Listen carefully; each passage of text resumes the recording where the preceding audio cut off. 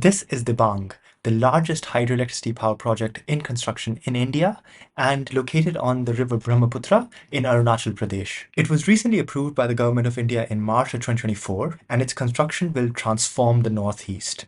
Let's find out how. The Dibang Hydroelectricity Power Project was inaugurated by the Prime Minister of India, Narendra Modi, on 9th March 2024 as part of the Viksit Bharat, Viksit Northeast program. It is located on the Dibang River, which is a tributary of Brahmaputra, and will be located in the Dibang Valley in Arunachal Pradesh in the northeast of India.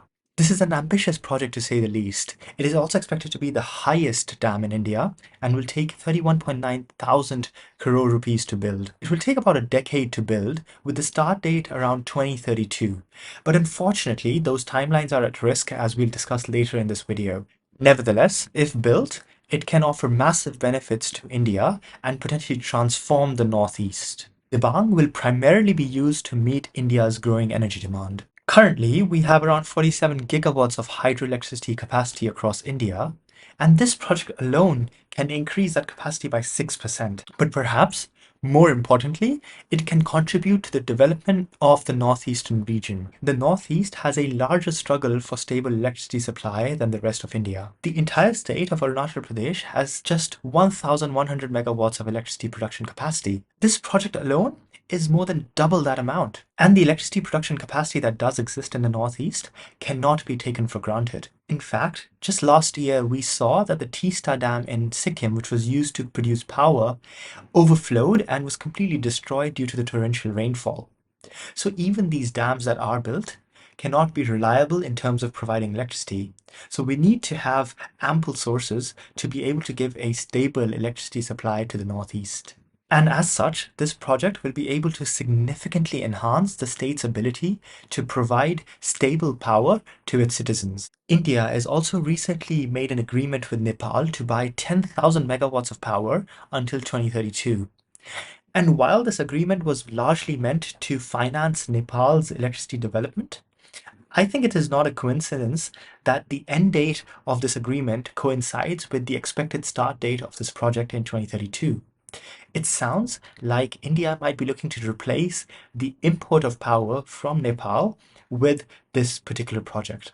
Of course, related to the point about Sikkim's dam overflowing, this dam will also come in extremely handy during periods of high rainfall as a way of managing floods.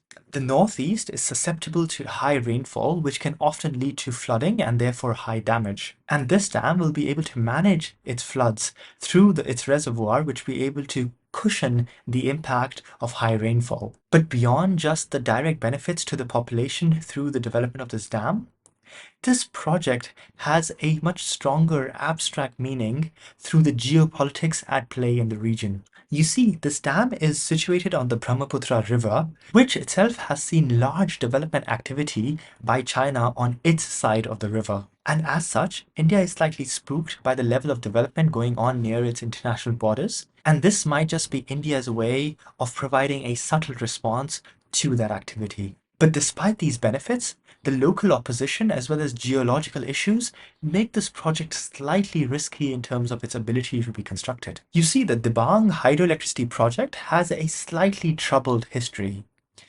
The project was first accepted and cleared in 2004, so nearly 2 decades ago. And yet, the local opposition in the years following led to the Ministry of Environment and Forest, as well as the Forest Advisory Committee, both denying applications for construction in 2013. However, with the political leadership change in 2014, it was once again granted approvals. But even then, budget allocation has meant that for the last 10 years, development and any progress has been painfully slow. Just 3 months ago, it was properly announced with funding allocated and the foundation stone laid by the Prime Minister of India, Narendra Modi. It still comes down to how the government and the construction companies will be able to manage the geological challenges that come with the construction of such a dam. India's northeast is one of the 6 most seismically active areas in the world. And with the construction of this dam, there are risks such as slope failure and other geological issues which might come into play and therefore stop the construction at any point of time. And of course, the harsh climate is not to be forgotten. The breakdown of the Teesta Dam in Sikkim in October of 2023 reminds us just how tough the development of hydropower projects in that area is and how dangerous a misconstruction could be for the people living there. With all that said, for me, it comes down to integrity and the principle of inclusive development. The people of the Northeast need to be made a priority, and this dam can be extremely beneficial for their development. And therefore, this dam needs to be built, but it needs to be built well. What do you think? Do you agree that this dam needs to be built? I'd be keen to hear your opinions in the comments down below. Thank you very much for watching, and I hope to catch you the next time. Bye for now.